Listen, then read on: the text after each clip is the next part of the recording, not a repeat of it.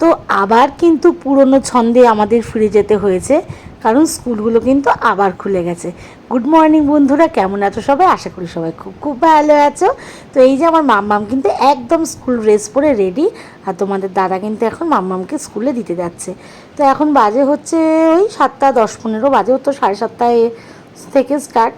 তো তোমাদের দাদা এখন ওকে দিতে যাবে, আর আমি একদম সেই জন্য একটু নিচেও চলে এসেছি, যে গাছগুলোতে একেবারে জল দিয়ে নিয়ে উপরে চলে যাব। তো এই যে ও তো গাড়ি বার করে নিয়েছে মেয়েকে নিয়ে রওনা দেবে বলে। আর গাছগুলোতে ভেবেছিলাম জল দেবো, কিন্তু জল দেওয়া হলো না, পরে আবার যেতে হবে গাছগুলোতে কিন্তু জল দিতে। তো এই যে এখন উনি যতক্ষণ না স্কুলে রওনা দেবে আমাকে এখানে দাঁড়িয়ে থাকতে হবে, টাটা করতে হবে, তবে ওনার শান্তি, মেয়ের শান্তি।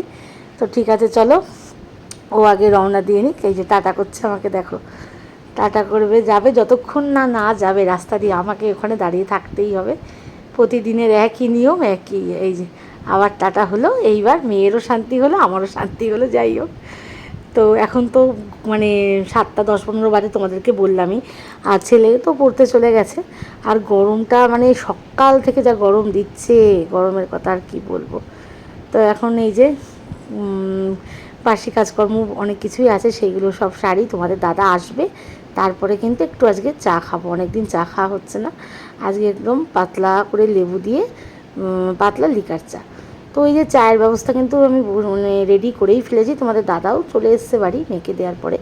তো এখন আগে চাটা করে নেবো, জাস্ট লেবু দেবো, লেবু দিয়ে লিকার চা, এর থেকে আর বেশি কিছু না এই গরমে। আর চিনি তো দিই না, চিনি ছাড়াই খাই আমরা দুজনে। তো এই যে বাইরেটা দেখো, বাইরেটা একদম রোদের রোদ, পুরো একদম সকালবেলা 7:30-8:30 বাজে, ফাটা রোদ্দুর। সারাদিন যে কী হবে জানি না। তো এই দেখো লেবু চা করেছি, আর রঙটা দেখো কী সুন্দর এসেছে। আর একজনের তো এই একটা কাপ তো ভেঙেই গেছে আমাদের জোড়া কাপের মধ্যে, ওই জন্য মনটা খুব খারাপ। যেতেও পারছি না কাস্তাপাড়া, যে দুটো সুন্দর থেকে কাপ নিয়ে আসবো, দেখি কবে কাস্তাপাড়া যাই এর মধ্যে।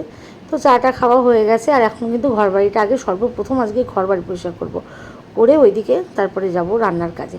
তো তোমাদের দাদা কিন্তু মেয়েকে দিয়েই বাজারের কিছু জিনিসপত্র নিয়ে চলে এসেছিলো। তো আজকে কিন্তু একটু চিকেন করবো, মানে ছেলে মেয়ে অনেকদিন ধরেই বলছে চিকেন খাবো চিকেন খাবো, তো আজকে ওই জন্য একটু চিকেন করব। আর এই যে ওকে জলখাবার, ছেলে পড়ে আসার পরে ওকে ব্রেকফাস্টটা এখানেই দিয়ে দিয়েছিলাম, ওই স্ল্যাবে এখানে হাওয়া আছে বলে ওখানে বসেই খাচ্ছে। এই যে মোটামুটি কাজকর্ম টুকটাক হয়েছে, আর একটু কিছু বাকি আছে, একেবারে কমপ্লিট করব। আর এই যে মাইক্রোওভেনে কিন্তু আরেকটা ভাত ছিল, সেইটা একটু গরম যাও, তোমাদের দাদা খাবে বলে। তো এই যে এখন সব সবজিগুলোকে বানাবো, আর আর কিছু রাঁধবো না আজকে, শুধু চিকেন করব। আর এই রোজগারের মতো যা নিয়ম, গান গান শুনতে শুনতে যেহেতু কাজ করি, গানটা একদম সেট করে চালিয়ে নেবো, তাতে কি মনটাও ভালো থাকে, আর কাজ করার মানে এনার্জিটাও বেড়ে যায়।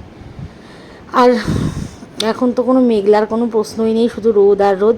আর এখানে ফ্যানটাও নেই, ফ্যানটা ঠিক করে এনেছে তোমাদের দাদা, কিন্তু লাগাতে সময় পাচ্ছে না। ফ্যানটা লাগিয়ে দিলে একটুখানি বাঁচবো গরমে। আর এই যে দেখো চিকেন টিকেনগুলো পুরো একদম ধুয়ে টুয়ে একদম রেডি করে ফেলেছে। আজকে আর একটু সময় নষ্ট করিনি, কারণ যেহেতু জানি নৈহাটি আমাকে যেতে হবে। আর এই দেখো আলুগুলো কাটা হয়ে গেছে, পেঁয়াজ কাটা হয়ে গেছে, সব রেডি। আর এইটা যে টমেটো দিয়ে আদা রসুন দিয়ে একেবারে একটু পেস্ট করে নেবো, ব্যাস। তো মানে চিকেনটা ধুয়ে রেখেছিলাম, আর শুধু জাস্ট একটু কাশ্মীরি রেড চিলি পাউডার, নুন আর হলুদ আর তেল দিয়ে জাস্ট একটু ম্যারিনেট করে রেখে দেবো। একটু লেবুর রসও দেবো, লেবুর রস দেবো, ব্যাস, দিয়ে জাস্ট ম্যারিনেট করে রেখে দেবো যতক্ষণ না এদিকে আমার কাজটা গোছানো না হচ্ছে, মশলাটা রেডি করব তারপর। তো তো এই যে সমস্ত রেডি করে নিয়ে চলে এসেছি, এই যে মশলাও হয়ে গেছে। আর এই যে এখন আগে পেঁয়াজটাকে ভালো করে ভেজে নেবো, নিয়ে তারপর চিকেনটাকে আস্তে আস্তে রেডি করে নেব। তো পুরো ভিডিওটা তোমাদের সাথে শেয়ার করতে পারলাম না, এদিকে মেয়ের স্কুল থেকে আসার টাইম হয়ে গেছিলো বলে, তারপরে আর মানে চিকেনের পুরো রেসিপিটা দেখাতে পারিনি। তো আমার সমস্তটাও কাজকর্ম হয়ে গেছে, চারিধারে একদম পরিষ্কার পরিচ্ছন্ন করে জল টল দিয়ে একদম পরিষ্কার। আর চিকেনটা কিন্তু রান্নাটাও হয়ে গেছে, তোমাদের একটু রান্না করাটাই দেখাই। এই যে রান্না করে একদম কমপ্লিট চিকেনটা। তো এরপরে এখন আমি একদম আর কোনো দিকে তাকাবো না, পুরোপুরি একদম চানে চলে যাব। তো গরমের মধ্যে মানে কাজকর্ম করতে করতে প্রচণ্ড কষ্ট হয়ে গেছে, আর যা গরমে আমি এখন পারছি না। জাস্ট এক্ষুনি ঝপাঝপ স্নান করতে যাবো, স্নান করে এসে তারপরে ছেলে মেয়েকে খাবো, আমরাও খাবো। চলো আগে ঝপাঝপ করে স্নানটা করে আসি, খুব কষ্ট হচ্ছে। আবার বিকেলে নৈহাটি যাব কি করে সেটাই এখন চিন্তা করছি। এই গরমের মধ্যে নৈহাটি তো যেতেই হবে, কিছু করার নেই, সেইটাই চিন্তা করছি। আর তোমাদের গেলে তো অবশ্যই বড়মা দর্শন করাবোই, যদি ভগবান মানে দর্শন করতে সাথ দেয় তবেই।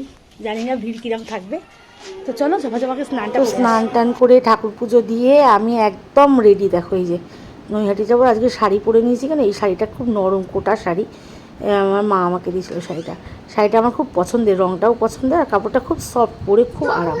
তো এই গরমে কিন্তু আমার শাড়ি পরতেই বেশি ভালো লাগে চুড়িদারের থেকে।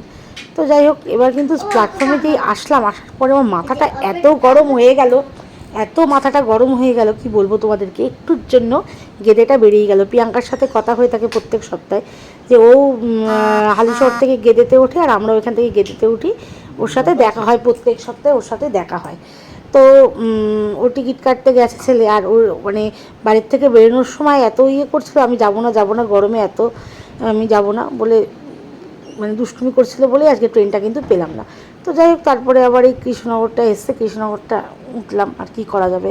আগের ট্রেনটা পেলে কি একটু সুবিধা হয়, মানে বড় মা মন্দিরে যাব, দর্শন করব, তবে তো যাব আবার ওইদিকে, সেই কারণে। তো ঠিক আছে চলো, তারপরে জায়গাটাও পেয়ে গেছিলাম, প্রথমে জায়গা ছিল না, তারপরে বসার জায়গাও পেয়ে গেছি।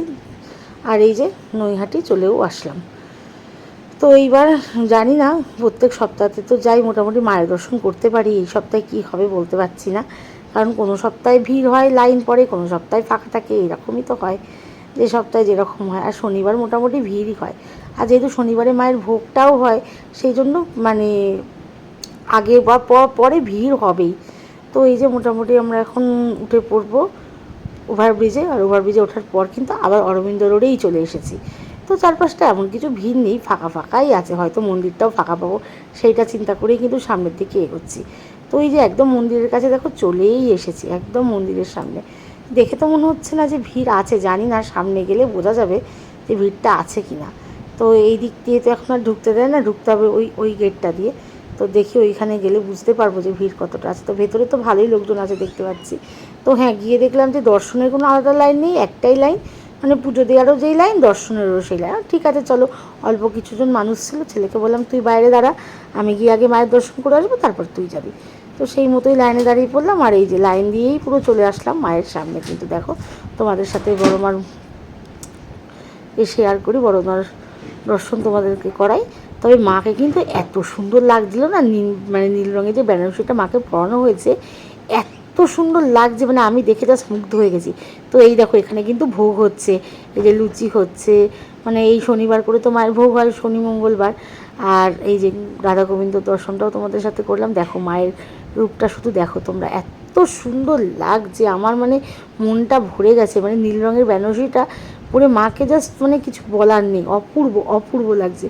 খুব সুন্দর করে মায়ের দর্শন করে কিন্তু একটু পার্কে চলে এসেছিলাম, যে পার্কের এখানে একটু হাওয়া আছে, গঙ্গা হাওয়াটা, পার্কে বসবো বলেই পার্কের কিন্তু এখানে চলে এসেছি।